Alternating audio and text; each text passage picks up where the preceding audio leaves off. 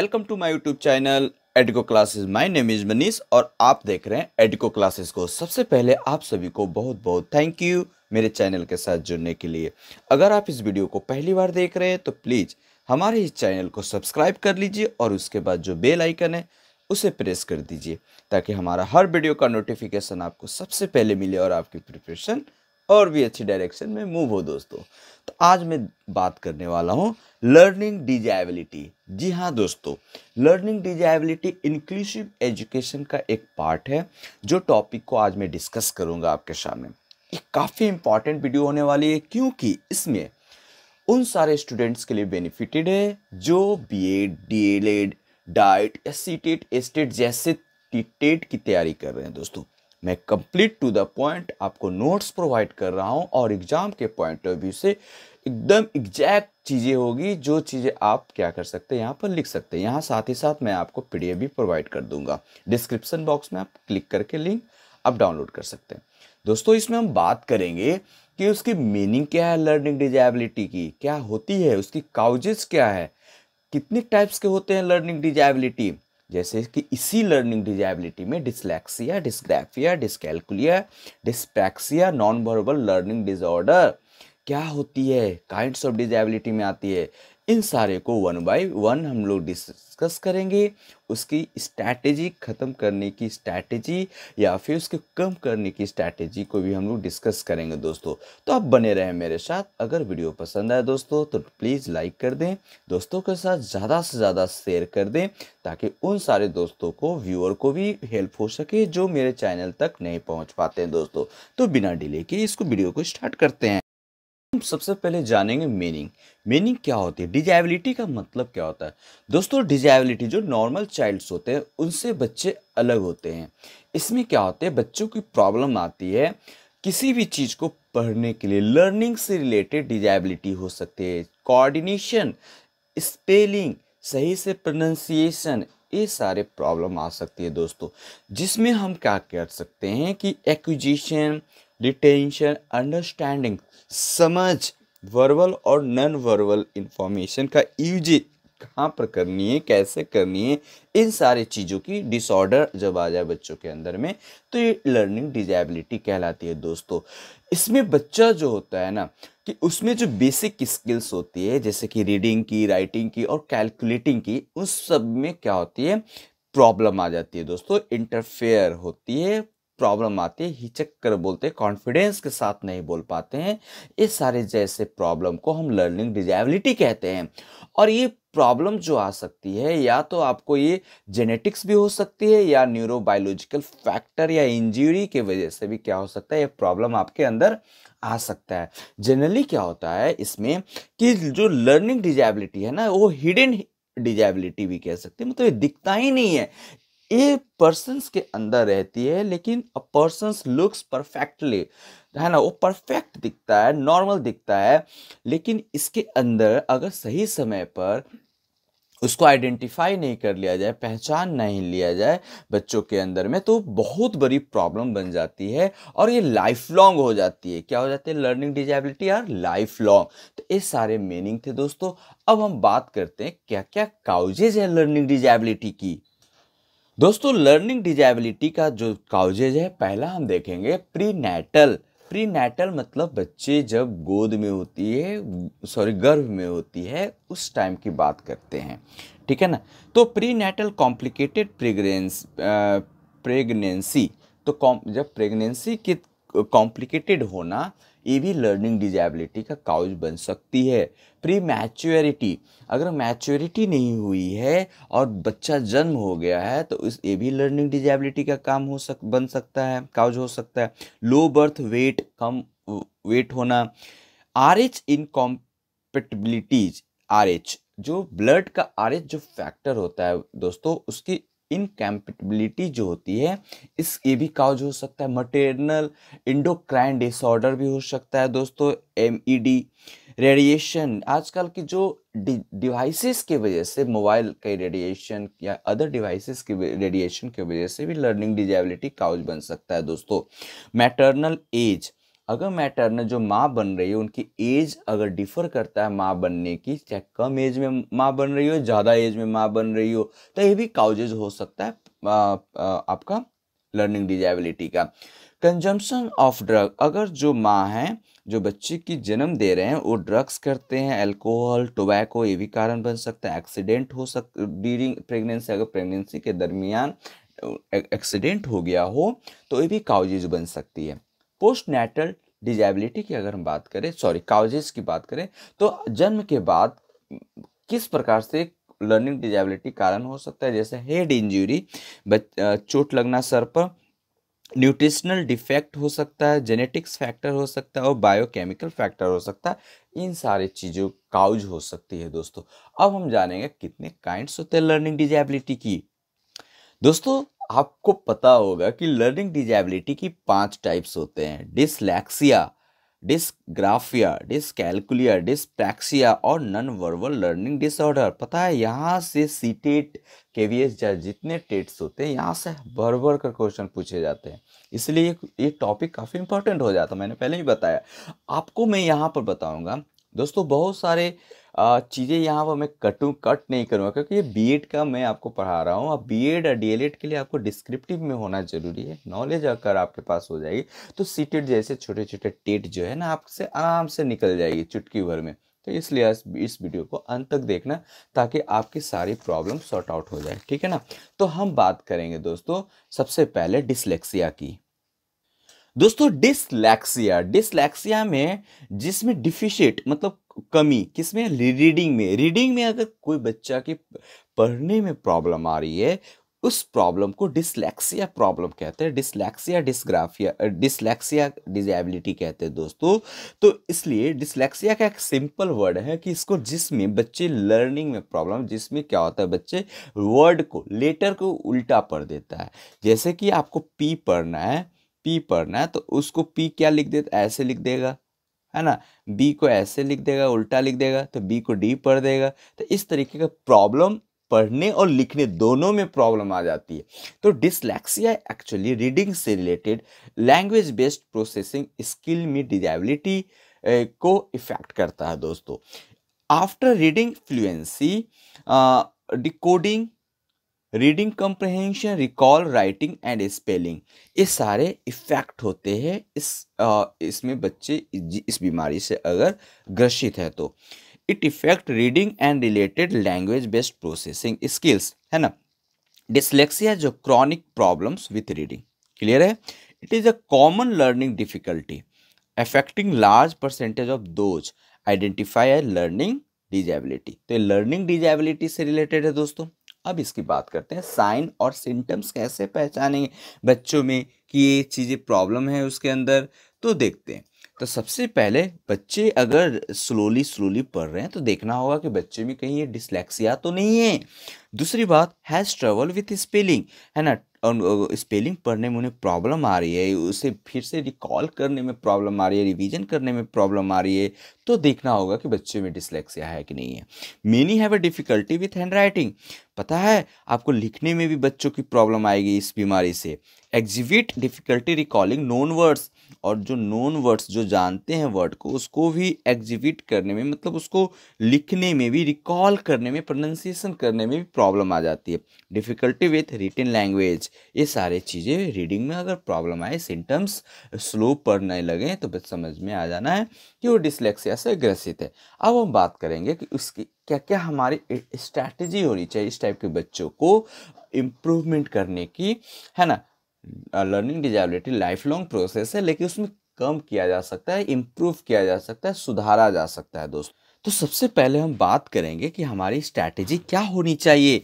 तो there are numerous programmes, teaching aids, है ना, सॉफ्टवेयर पैकेज, ये सारे चीज़ें हैं मार्केट में आजकल अवेलेबल है कि आप बहुत सारे प्रोग्राम के तहत टीचिंग ऐड बोले बहुत सारे ऐसे चीज़ें पढ़ाते समय बच्चों को दिखाएंगे ताकि उनके कंसेप्ट समझ में आ जाए। सॉफ्टवेयर बहुत सारे मार्केट में अवेलेबल है, उसका यूज करेंगे इन सारे बच्चों की, इस सारे टाइप के बच्चों की ग्रसित हुए प्रॉब्लम को निजात पाने के लिए, ठीक है ना। अब हम बात करें teaching should be multi sensory involving looking, listening, speaking, touching.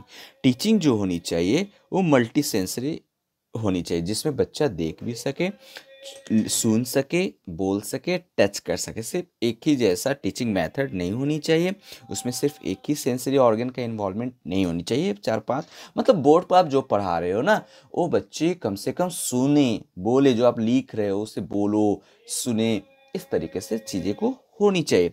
With a much variations as a possible but we are unique and good observe. ज़्यादा से ज़्यादा टीचिंग में वेरिएशन का यूज करना है ताकि बच्चे अच्छे से और समझ सके, है ना। Predominantly visual learner based seeing, auditory learning learn based listening. मतलब इस तरह का बच्चे को प्रॉब्लम जो होते हैं, जिनको सुनने में प्रॉब्लम, जिनको देखने में प्रॉब्लम, तो वो दोनों का बेनिफिट उठा सकते हैं। जो सुन नहीं सकते वो देख सकते हैं, जो देख नहीं सकते वो सुन सकते हैं। And kinesthetic learner learns by doing feeling. ये सारे प्रॉब्लम्स को हम क्या कर सकते हैं दोस्तों, सही कर सकते हैं। अब 1 बाय 1 यहाँ 3 चीज़ें आ गई। विजुअल लर्नर प्रॉब्लम के अंदर में कैसे डिसलेक्सिया आती है, काइनेस्टिक लर्नर के अंदर में कैसे, काइनेस्थेटिक लर्नर के अंदर में कैसे डिसलेक्सिया आती है, और आपके साथ ऑडिटरी जो होती है, ऑडिटरी लर्निंग में डिसलेक्सिया की क्या क्या प्रॉब्लम है देख लेते हैं, सारे को देख लेते हैं। अच्छा, क्या क्या यूज करेंगे मटेरियल्स को, वो सारे चीज़ों को देखते हैं दोस्तों। अब विजुअल लर्नर वाले में डिसलेक्सिया अगर है तो क्या क्या यूज करेंगे, एक रिस्पॉन्सिबिलिटी क्या बन जाती है, नीड क्या हो जाता है, स्कूल्स की, टीचर्स की, पेरेंट्स की क्या क्या नीड हो जाती है, देखते हैं दोस्तों। तो use picture and multimedia material, है ना। Stick spelling word anywhere in view, है ना। स्टिक चिपका देना है, स्पेलिंग वर्ड्स को चिपका देना ताकि वो देख सकें। Look at picture in a book before reading, है ना। बच्चों को बुक पढ़ाने से पहले पिक्चर बनाकर, पिक्चर बुक में होनी चाहिए ज़्यादातर, ताकि बच्चे उससे समझ कर अंडरस्टैंडिंग डेवलप कर सके, चीज़ों को समझ सकें। Play game and solve puzzle to improve memory. Play game, बच्चों के अंदर में गेम खिलाना है, सॉल्व पजल को सॉल्व करने की एबिलिटी डेवलप करनी है, बच्चे को ज़्यादा से ज़्यादा सॉल्व करवानी है कोई भी पजल को, ताकि उनकी मेमोरी जो है इम्प्रूव हो सके। माइंड मैप ड्रॉ करवानी है, यूज डिफरेंट कलर्स का यूज कर, इससे बच्चे ज़्यादा इंटरेस्टेड हो और आगे आगे इंटरेस्ट लेकर पढ़ें। Use good visual software program का यूज करना, ये विजुअल लर्नर में अगर डिसलेक्सिया आता है दोस्तों तो ये सारी चीज़ें यूज करनी है भाई। ऑडिटरी लर्नर की बात करते हैं। टॉक ऑडिटरी, जो बच्चे सुन नहीं पाते, तो किसी प्रकार का कम सुनते हैं, है ना, उन सारे बच्चों के लिए अगर डिसलेक्सिया, उन सारे बच्चों में अगर डिसलेक्सिया आ जाती है तो करना क्या है, simple. Talk about the book to be read, information be learn, make sure instructions orally clear, है ना। जो आप प्रोनाउंसिएशन कर रहे हो, जो आप बोल रहे हो, या बच्चे को ऐसा एक डिवाइस का यूज करना है जिसमें बोलता हो, ऑडिटरी सिस्टम्स हो। Get the student to record the information so it can be listen to again. बच्चे जो फर्स्ट टाइम पढ़ रहे हैं उसको क्या करना है, रिकॉर्ड करनी है। And now then can be listen to again, ताकि रिकॉर्ड इसलिए करना है ताकि फिर से वो रिवाइज कर सके, सुन सके चीज़ों को। Use software which has a good auditory input, है ना, वैसे सॉफ्टवेयर का यूज करना है जो ऑडिटरी, अच्छे लिसनर, मतलब ये सारी चीज़ें हो सके। काइनेस्थेटिक लर्नर्स में अगर डिसलेक्सिया प्रॉब्लम आती है दोस्तों, तो प्रॉब्लम हमें क्या करना है, एक टीचर को क्या करनी है देख लेते हैं। तो trace letter in sand, trace letter in sand और in the air, okay. Use concrete object which can handle wooden letter number. Kinaesthetic में मतलब क्या होता है प्रॉब्लम, कि जिसमें बच्चे क्या होते हैं कि चीज़ों को सही से हैंडल नहीं कर पाते, पकड़ नहीं पाते हैं, मतलब चलने, हड्डी उड्डी में प्रॉब्लम जब आती है, उस तरीके की चीज़ें बोल रहे हैं, मसल्स में प्रॉब्लम जब आती है। Memory intact while moving about, इस तरीके से चीज़ों को हम अपनाएंगे दोस्तों, ठीक है दोस्तों। ये सारे चीज़ें जो विजुअल लर्नर, ऑडिटरी लर्नर, इस थोड़ा सा अच्छे से मैं आपको क्लियर कर दिया हूँ ताकि आपको कहीं भी किसी प्रकार का कोई प्रॉब्लम ना आए। अब हम बात करेंगे दोस्तों डिस्ग्राफिया से प्रॉब्लम बच्चे में कैसी प्रॉब्लम आती है। तो बच्चे, पता है आपको, डिस्ग्राफिया, ग्राफिया का मतलब ही होता है लिखना, राइटिंग से संबंधित। डिसलेक्सिया रीडिंग और डिस्ग्राफिया राइटिंग से संबंधित है दोस्तों, यानी राइटिंग में प्रॉब्लम आती है बच्चों को। डिसलेक्सिया में क्या था कि पढ़ने में प्रॉब्लम आएगा, पी को क्यू पढ़ देना, बी को डी पढ़ देना, उल्टा, है ना, देख लेना। डिस्ग्राफिया में वही चीज है, उल्टा ही देख लेता है बच्चा, चाहे उसकी राइटिंग में बैडनेस आती है, राइटिंग क्लियरिटी नहीं होती है राइटिंग, और साथ ही साथ बी को डी लिख देना, है ना, पी को क्यू लिख देना। इस तरह से राइटिंग में उल्टा लेटर मिलता है देखने को। पता है आपको डिसलेक्सिया जो है, डिसलेग्राफिया, ये सब डिस का मतलब ही होता है बैड, डिफिकल्ट, है ना। डिस का मतलब क्या होगा, बैड या डिफिकल्ट। ग्राफिया का मतलब होता है राइटिंग, तो ग्राफिया मीन्स राइटिंग, यानी राइटिंग ऐसे ही बच्चे का जो अनक्लियर हो, डस्टी हो, देखने में सही नहीं हो, या फिर इस जो लेटर्स लिख रहा है बच्चा उल्टा लिख दे रहा है ना, कंफ्यूजन के वजह से। तो इन सारी चीज़ों को सुधारना है। तो इसमें बच्चे क्या क्या होता है, उनमें आती है जो प्रॉब्लम, राइटिंग डिफिकल्टी की प्रॉब्लम आ जाएगी, स्पेलिंग डिफिकल्टी की प्रॉब्लम आती है, और हैंड राइटिंग डिफिकल्टी की प्रॉब्लम आती है। इन 3 चीज़ें इसमें आ जाती है। फाइनली यहाँ पिक्चर भी देख सकते हैं आप, ठीक है। अब हम बात करेंगे इसकी साइन और सिम्टम्स की बात करेंगे। साइन और सिम्टम्स की अगर हम बात करें तो देखेंगे सबसे पहले कैसे पहचानेंगे। तो may have eligible printing and cursive writing, है ना, जो पढ़ने में मतलब कह सकते हैं जो पढ़ने में समझ नहीं आ रही है, इस प्रकार की चीज़ों को देखेंगे बच्चे क्या लिखना क्या चाह रहा है, ठीक है। So inconsistency, mixture of print and cursive, upper and lower case. जैसे मान लेते हैं बच्चा कभी पी लिख देता है, कभी एल ऐसे लिख देता है स्मॉल में, कभी क्यू ऐसे लिख देता है, कभी क्यू ऐसे लिख देता है बीच बीच में। तो इस तरह से अपर केस ये हो गया कैपिटल को, और लोअर केस स्मॉल लेटर को कहते हैं। तो irregular sizes, shape, slant letter अगर बच्चे लिख रहा है तो समझना है कि वो ग्राफिया से प्रॉब्लम है, dysgraphia. Okay, inconsistent spacing between word and letters, has difficulty pre-visualized letter information, copy writing slow और lever, ठीक है। ये सारी चीज़ें प्रॉब्लम आती है दोस्तों, ठीक है। अब हमारी स्ट्रैटेजी क्या हो जाएगी, इन सारे टाइप के बच्चे जो होते हैं उनकी हमें क्या रिस्पॉन्सिबिलिटी होता है, कैसे उसे पढ़ाएंगे, तो देखते हैं वन बाय वन। इस प्रकार के बच्चे में अगर नीट एंड क्लीन राइटिंग करवानी है, उनकी इम्प्रूव करनी है, तो मोटर स्किल्स को क्या करना होगा, मसल्स को पकड़ कर स्ट्रेंथ, यानी कह सकते हैं कि इन सारी चीज़ों पर फोकस करनी होगी। Strengthens of muscle, hand muscles पकड़वा कर उनके हाथों को लिखवाना होगा। Control by playing with clay करके, keeping within lines on maze, connecting dots, dashes, dot dot बनाकर चीज़ों को ऐसे इस तरीके से लाइन, इस तरीके से हम लोग क्या करते हैं, लाइन ड्रॉ करके हम लोग सिखाते हैं बच्चों को। And tracing letter with an index finger और पेंसिल इरेजर, है ना दोस्तों। Students should also experiment with pencil grips, short pencil, other pencil and pen find with fills for them. Give shorter written assignment, बच्चों को shorter assignment देना है बार बार लिखने की, है ना, ताकि बच्चे क्या कर सकें, लिख सकें। Providing additional time for note taking, copy and test, बच्चों को अगर बच्चे स्लो लिख रहे हैं तो उनको एडिशनल टाइम देना है ताकि वो अच्छे से लिख सके, कॉपी कर सके, टेस्ट के लिए रेडी हो सके। डिक्टेट सम असाइनमेंट और टेस्ट यूजिंग स्क्राइब, उनकी राइटिंग को चेक करना है कहाँ पर वो गलत कर रखे हैं। Allowing abbreviation in some writing, है ना, not counting spelling on rough drafts, allow student to use different colour paper, pen और पेंसिल। ये सारी चीज़ें बच्चों को अलग अलग कलर पेपर का यूज करवाना है बच्चे से, पेन, ताकि उनमें इंटरेस्ट आए पढ़ने में। Students should continue to work on improving their handwriting as it an important skill and necessary in daily life. इन सारी चीज़ों पर फोकस करनी हमारी स्ट्रैटेजी होनी चाहिए ताकि बच्चे इससे क्या हो सके, सीख सके दोस्तों। तो ये सारी चीज़ें थी आपका डिसग्राफिया। ग्राफिया का मतलब क्या हुआ बताइए, रिपीट कीजिए। राइटिंग से संबंधित, जिस बच्चे में लिखने में प्रॉब्लम आ रही है, लेटर को उल्टा लिख दे रहा है, नीट एंड क्लीन राइटिंग नहीं है, इन सारे प्रॉब्लम को डिसग्राफिया कहते हैं दोस्तों, ठीक है ना। डिसलेक्सिया किसको था, रीडिंग, द लैकनेस ऑफ प्रॉब्लम्स, या फिर प्रॉब्लम्स या डिफिकल्टी इन रीडिंग, ठीक है ना। तो देखते हैं अब नेक्स्ट देखते हैं दोस्तों क्या है। दोस्तों अब हम बात करेंगे डिसकैलकुलिया। डिसकैलकुलिया का मतलब होता है कि डिफिकल्टी मैथमेटिकल कंसेप्ट और कंप्यूटेशन। डिसकैलकुलिया, कैलकुलेशन, किस में कैलकुलेशन होता है, तो मैथमेटिक्स में कैलकुलेशन होता है। तो बच्चे सही से कैलकुलेट नहीं कर पाते हैं, है ना, मैथमेटिकल कंसेप्ट में उन्हें प्रॉब्लम आ जाती है। इस प्रकार की प्रॉब्लम को हम डिसकैलकुलिया कहते हैं दोस्तों। क्लियर हो रही है। डिसकैलकुलिया में क्या होता है कि बच्चे individuals with the type of learning disability may also have poor comprehensions of math symbol, math के सिंबल को भी नहीं पहचान पाते हैं, उनके साथ उसको सेटअप या फिर एडजस्ट करने में प्रॉब्लम होती है, struggle with memorize and organize number, difficulty telling time और have a trouble with country. इस तरीके से काउंटिंग में भी प्रॉब्लम आती है बच्चों के अंदर में।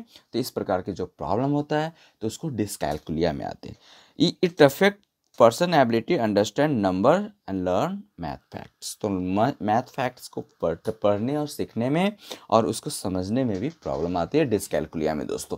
अब हम बात करेंगे इसका साइन और सिम्टम्स क्या है, समझते हैं उसको 1 बाय 1 करके। आप बने रहें मेरे साथ दोस्तों और देखते रहें। आपको ये वीडियो कैसी लग रही है आप मुझे ज़रूर बताएंगे कमेंट करके, और दोस्तों के साथ शेयर ज़रूर करें दोस्तों, क्योंकि आपकी शेयरिंग हमारी कॉन्फिडेंस का राज है। चलिए sign and symptoms. Sign and symptoms की अगर हम बात करें तो show difficulty understanding concept of place value, quantity, number line, positive negative value, carry and borrow. इस तरीके का अगर प्रॉब्लम आती है बच्चों के अंदर में तो साइन और सिम्टम्स डिसकैलकुलिया से रिलेटेड हो जाएगा, ठीक है ना। सेकेंड बात करते हैं कि difficulty understanding and doing word problem, है ना। जो बच्चे के अंदर में जो मैथ के वर्ड प्रॉब्लम में प्रॉब्लम आती है तो इसको हम बोलते हैं डिसकैलकुलिया।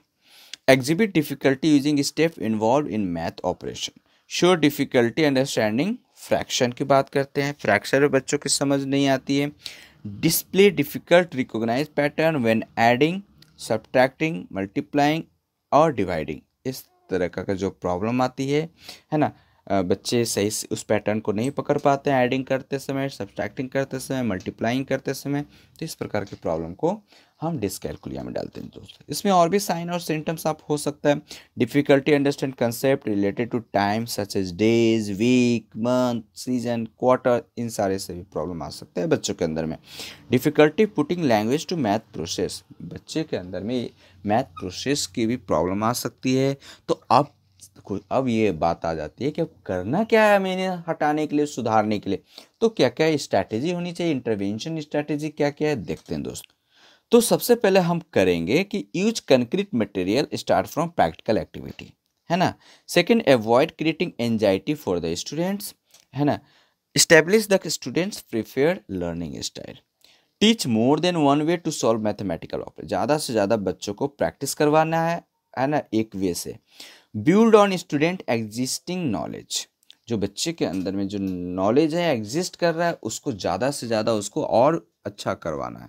इस तरीके का प्रॉब्लम को हम लोग आगे एक टीचर, पेरेंट्स, स्कूल में रिस्पॉन्सिबिलिटी बन जाता है। Try to understand the students error, do not just settle for wrong, है ना। उस चीज़ों को जो एरर है बच्चे कर रहे हैं उसको सही करवाना है और उस रॉन्ग को सही करके बच्चों को सिखाना है कि कहाँ पर आपने गलत किया। Concrete on one concept at a time, एक मेथड को एक समय पर सिखाना है बच्चों को ताकि वो कंफ्यूज्ड ना हो। Language should be kept to a minimum and specific cause given for various mathematical operation in word problem. Encourage student visualise mathematical problem, mathematical problem से रिलेटेड बच्चों को इनकरेज करना, प्रोत्साहन देना। Allow student to draw picture to help them understand the problem and ensure then their time to look at any visual information such as chart, graph। इस तरीके का problem अगर आता है तो बच्चों को चार्ट एंड ग्राफ बनाकर, पिक्चर बनाकर चीज़ों को समझाना और समझने पर फोकस देनी है। Provide examples, try to relate problem to real life से, आप जो भी एग्जाम्पल प्रोवाइड कर रहे हैं तो रियल लाइफ के बेस पर होनी चाहिए, उसी से रिलेटेड अगर आप एग्जाम्पल देते हैं दोस्तों तो आपको ज़्यादा बेनिफिट होगा बच्चे के सिखाने और समझाने में। दोस्तों अब हम बात करते हैं डिस्प्रैक्सिया, बहुत बार एग्जाम में पूछा जाता है और बच्चे कंफ्यूज कर जाते हैं सीटेट के एग्जाम्स में। तो डिस्प्रैक्सिया क्या है, एक्चुअली ये मोटर स्किल से है रिलेटेड, मोटर स्किल से रिलेटेड, मतलब सही से कलम को पकड़ नहीं पाते हैं, सही से चीज़ों को एडजस्ट नहीं कर पाते, यानी मसल्स को, यानी कौन सा फाइन, स्पेशली ये फाइन मोटर से रिलेटेड है दोस्तों।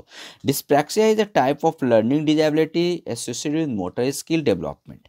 लेकिन स्पेशली फाइन मोटर मतलब जो आप पेन पकड़ते हो ना, पेन पेंसिल, तो जो पेंसिल पकड़ने की किससे पकड़ते हो, फिंगर से, तो फिंगर में जो मसल्स यूज होते हैं दोस्तों वो फाइन मोटर्स होते हैं। वो फाइन मोटर मतलब छोटे छोटे जो मसल्स होते हैं उसको फाइन मोटर स्किल्स कहते हैं दोस्तों। तो फाइन मोटर स्किल्स में जब प्रॉब्लम आ जाती है तो उसे डिस्प्रैक्सिया नाम देते हैं दोस्तों। क्या नाम देते हैं? डिस्प्रैक्सिया। डिस्प्रैक्सिया में होता क्या है कि the movement and coordination are affected. जो मूवमेंट होता है बच्चों को ऐसे मूव करने में वो नहीं कर पाते, सही से लिख नहीं पाते हैं। It is motor planning disorder and not a muscular defect. ठीक है ना। तो इस तरीके से हम लोग देखें, इसमें इसको सुधारा जा सकता है, चीज़ों को सुधारा जा सकता है, कंप्लीट नहीं लेकिन फिर भी सुधारा जा सकता है। Disorder that is a characterise by difficult in muscles control which cause problem with the movement and coordination. Language जैसे कि मूवमेंट एंड कोऑर्डिनेशन में प्रॉब्लम हो सकता है, लैंग्वेज स्पीच में प्रॉब्लम हो सकती है दोस्तों, and can effect learning. Dyspraxia often exist along with dyslexia and dyscalculia. Dyspraxia जो है ये आपका डिसलेक्सिया और डिसकैल्कुलिया दोनों में एग्जिस्ट करता है, सब एक दूसरे से रिलेटेड है। थोड़ा थोड़ा अंतर है। डिसकैल्कुलिया में क्या करते हैं, कैलकुलेशन से प्रॉब्लम है ज़्यादातर रहेगा, जो जिसमें ज़्यादा प्रॉब्लम आती है उसमें कैलकुलेशन की ज़्यादा प्रॉब्लम आती है। डिस्प्रैक्सिया में मोटर स्किल्स की प्रॉब्लम आती है, movement of coordination, movement of muscles की प्रॉब्लम्स आती है। डिसलेक्सिया में रीडिंग की ज़्यादा प्रॉब्लम आती है। डिस्ग्राफिया लिखने में ज़्यादा प्रॉब्लम आती है। तो इस तरह का जिसमें ज़्यादा प्रॉब्लम आती है उसको उस नाम से बोला गया है। लेकिन प्रॉब्लम जो होता है ना एक दूसरे से रिलेटेड है। They face problems in movement, coordination, language and speech की प्रॉब्लम इसमें यहाँ आती है। Again dyspraxia often exist along with dyslexia और डिस्कैल्कुलिया। ठीक है ना। They face problem in movement, coordination, language and speech. Clear है। अब हम बात करेंगे कुछ काइंड्स है डिस्प्रैक्सिया का, अलग अलग मैं बता देता हूँ आप। चलिए, तो आइडियोमीटर डिस्प्रैक्सिया क्या होता है, क्या है?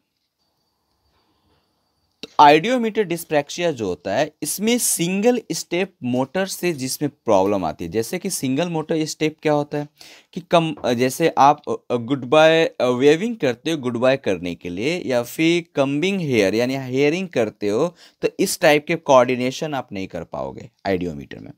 आइडियो आइडियोशनल डिस्प्रैक्सिया क्या होता है, इसमें more difficulty perform sequence of movement like brushing teeth, making a bed.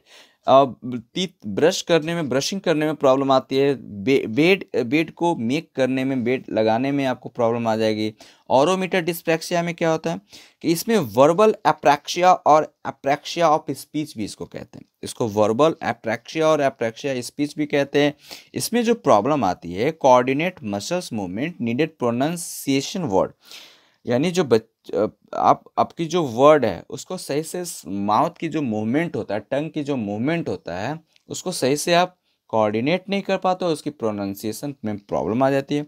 And kids with dyspraxia में have speech that slurred and difficult to understand because they are unable to initiate it. और सही से आप pronunciation नहीं करोगे, चीज़ों को बोल नहीं पाओगे तो चीज़ें समझ में नहीं आती है। कंस्ट्रक्शनल डिस्प्रैक्सिया जो होता है ये आपका जिसमें understand spatial relationship, kids with type of dyspraxia, difficulty copy geometrical drawing and using building blocks, यानी जो ज्योमेट्रिकल जो फिगर होती है ना उसको सही से नहीं बना पाते हैं बच्चे। इस प्रकार की जो प्रॉब्लम आएगा कंस्ट्रक्शनल डिस्प्रैक्सिया में आता है, कंस्ट्रक्ट नहीं कर पाते चीज़ों को, तो इस तरह का प्रॉब्लम को कंस्ट्रक्शनल डिस्प्रैक्सिया कहते हैं। क्लियर है बातों को। अब हम बात करेंगे कि इसकी साइन और सिम्टम्स क्या है। तो इसमें आप देखेंगे कि बच्चे के अंदर में अगर डिफ़िकल्टी आ रही है मोटर प्लानिंग की, सही से उसकी मूवमेंट नहीं हो रहा है, तो समझना कि उसमें आप डिस्प्रैक्सिया, मतलब उसकी देखना सही से मोटर स्किल्स अगर काम नहीं कर रहे हैं तो देखना कि dyspraxia. Demonstrate inability coordinate both side to the body, has poor hand eye coordination, हाथ के साथ आई की कोऑर्डिनेशन नहीं अगर मिल पा रही है तो समझना कि डिस्प्रैक्सिया है। नेक्स्ट डिस्प्रैक्सिया में और बातें आ जाती है कि so possible sensitivity to touch, may be distress by loud noise, जो लाउड नॉइज होता है उससे डिस्ट्रेस हो जाना जल्दी। Constant noise like the ticking of a clock और समवन टैपिंग पेंसिल, है ना, पेंसिल की टैपिंग करने से, क्लॉक के टिक टिक टिक की आवाज़ करने से अगर उसके अंदर में स्ट्रेस आ जाता है, चिड़चिड़ाहट आ जाता है ना, तो प्रॉब्लम होती है। दूसरी चीज़ है कि difficulty with fine motor task such as colouring between the lines, है ना। मान लेते हैं बच्चों को कलरिंग करने के लिए दिए हैं लाइंस के बीच में, तो उसको सही से कलरिंग नहीं कर पाते हैं, है ना। Putting puzzle together, cutting accurately to और पेस्टिंग नीटली, उसको सही से पेस्ट नहीं कर पाते हैं, पजल को पजलिंग नहीं कर पाते हैं, इस तरह का प्रॉब्लम आती है तो उसको डिस्प्रैक्सिया कहते हैं। इसमें बच्चे को और भी इरिटेशन आ जाते हैं, scratchy, rough, tight, heavy clothing पहनने से भी प्रॉब्लम आती है, तो इस तरह का प्रॉब्लम को हम कहते हैं डिस्प्रैक्सिया कहते हैं। अब हमारी स्ट्रैटेजी क्या होगी इन सारे टाइप के बच्चों को प्रॉब्लम से छुटकारा दिलाने के लिए, ठीक है, तो देखते हैं। Intervention strategy, reducing the information load by providing instructional one at a time or as visual and auditory instruction। इसमें क्या होता है कि अगर हमारे रिड्यूसिंग इन्फॉर्मेशन, जैसे कि ज़्यादा से ज़्यादा information load by providing instruction on one at time और एज विजुअल एड या ऑडिटरी इंस्ट्रक्शन, मतलब ज़्यादा से ज़्यादा वर्डन नहीं देना है, एक टाइम में एक ही वर्क देना है। Avoiding situation where the student has to perform in front of an audience if they don't want to perform। Avoiding situation, मान लेते बच्चे कभी कभी गड़बड़ा रहे हैं या फिर प्रॉब्लम उनको आ रही है, तो उनको उस सिचुएशन को हैंडल करके समझाना है और उसको एवॉइड करनी है ना, फिर उसको बाद में समझाना है। इस तरह का अगर उसी बीच में आप इंटरफेयर कर दो तो बोल नहीं पाएंगे और दिक्कत हो जाती है। Keeping object in the classroom in the same place at the remains predictable physical environment, है ना, चीज़ों को सही जगह पर सही टाइम पर रखना है। प्रोवाइडिंग अल्टरनेटिव और हैंड राइटिंग टास्क, ज़्यादा से ज़्यादा अल्टरनेटिव टास्क प्रोवाइड करना है हैंड राइटिंग टास्क के लिए, सच है कीवर्ड, जैसे कि ऑप्शनल होना चाहिए, अल्टरनेटिव मेथड यूज होना चाहिए लिखने के लिए, जैसे कि कीबोर्ड हो गया, ठीक है, चीज़ें समझ में आ रही है। Involving therapy support service and seeking advice when needed, अगर बच्चे में ज़्यादा प्रॉब्लम है तो थेरेपी मतलब स्पेशलिस्ट से संपर्क करनी है। Ensure the play area in safe for child with distraction, उस जगह को आप श्योर हो जाओ सही है, बच्चे वहाँ पर खेल सकते हैं, कोई चोट नहीं आएगा, इस तरह की श्योरिटी के साथ बच्चों को गेम में खेलने के लिए परमिशन देनी है। तो ये सारी चीज़ें आपका स्ट्रैटेजी थी दोस्तों। अब हम बात करेंगे नॉन वर्बल लर्निंग डिसऑर्डर और उसको NVLD भी कहा जाता है, तो देखते हैं उसको। तो नॉन वर्बल लर्निंग डिसऑर्डर या NVLD जिसको बोल रहे हैं, उसको होता क्या है ये, तो इसमें क्या होता है कि is a developmental learning disorder with manifestation somato sensory and motor function, visual spatial and visual constructive function, arithmetic, social cognitive and inferential reasoning. Their deficits are neither verbal nor purely academic, reading, writing, math, rather they are lacking social perception। कहने का मतलब ये है कि ये ना ही तो ज़्यादा वर्बल होती है और ना ही ज़्यादा एकेडमिक होता है, तो होता क्या है, तो इसमें हम कहेंगे कि ये आपका सोशल कंस्ट्रक्शन से, सोशल पर्सपेक्शन से भी रिलेटेड होता है। Constructive function, arithmetic, social cognition, इन सारे इन्वॉल्वमेंट में अगर बच्चे कोऑर्डिनेट नहीं कर पाते, उनके motor functioning, visual spatial, visual constructive function में अगर डिसऑर्डर आता है, तो इस प्रकार के जो प्रॉब्लम है, कहने का मतलब समाज में वो बैठ नहीं पाते हैं, बच्चों दोस्तों के बीच में अपनी चीज़ों को शेयर नहीं कर पाते हैं, बाहर निकल नहीं पाते हैं, है ना, सही से अपने बातों को एक्सप्रेस नहीं कर पाते, चाहे रीडिंग से रिलेटेड हो चाहे राइटिंग से रिलेटेड हो, तो इस प्रकार के प्रॉब्लम को NVLD कहते हैं दोस्तों। Although they possess well-developed verbal skills, these children are unable to comprehend the significance of many aspects of their environment. They have a difficulty interpreting meaning of other action, gesture, facial expression. In short, these children have trouble reading between the lines। इसमें ये भी problem आती है कि सही से facial expression को express नहीं कर पाते, है ना, रीडिंग जो होती है, लाइन के बीच में जो रीडिंग होती है वो सही से एक्सप्रेस नहीं कर पाते हैं, और आई टू आई कोऑर्डिनेशन भी नहीं कर पाते, समाज में ग्रुप के बीच में बोल नहीं पाते। इस प्रकार की जो प्रॉब्लम आती है NVLD के तहत आती है दोस्तों। तो आज का सेशन यहीं तक था, ये आपका इंक्लूसिव स्कूल का था, ये आपका लर्निंग डिजेबिलिटी का पार्ट थी दोस्तों इंक्लूसिव एजुकेशन का।